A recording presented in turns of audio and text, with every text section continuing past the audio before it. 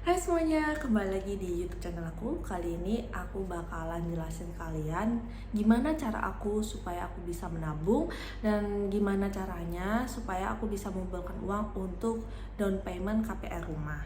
Jadi, ada beberapa cara yang aku terapin dari 2 tahun yang lalu. Yaitu yang pertama, aku selalu budgeting. Jadi budget ini simpelnya seperti berapa nominal uang yang aku keluarkan untuk biaya makan.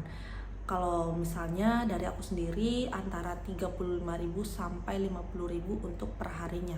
Kadang aku bisa lebih rendah pengeluaran untuk makannya karena biasanya aku bawa bekal dari rumah. Tapi jangan salah, bawa bekal pun itu kadang menurut aku bukan pengiritan ya, karena kita lihat lagi bekal macam apa yang kita bawa. Kalau misalnya kita bawa daging, tetap aja mahal ya teman-teman. Jadi gimana caranya kita tetap hemat meskipun kita bawa bekal dari rumah. Misal karena budget per hari makannya adalah 35.000, itu aku kalikan dalam 30 hari.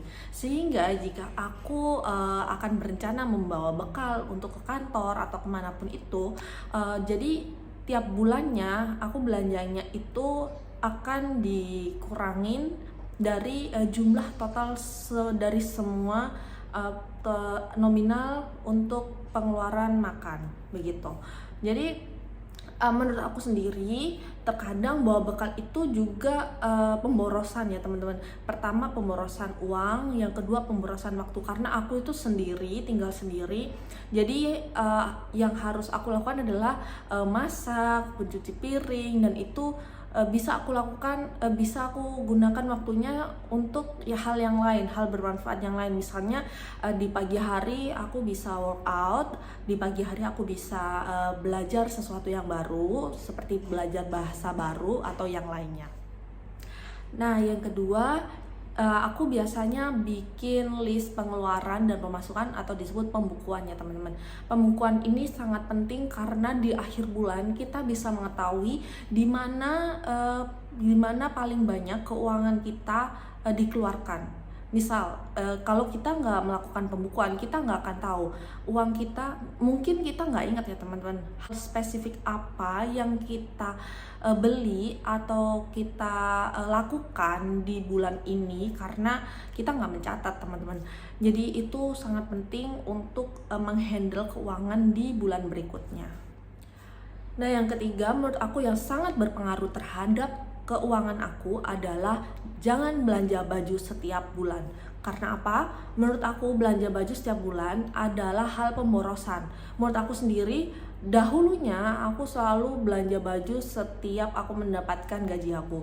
Namun baju-baju itu ternyata tidak aku pakai sampai saat ini. Hanya beberapa baju saja yang benar-benar aku pakai untuk kegiatan aktivitas sehari-hari.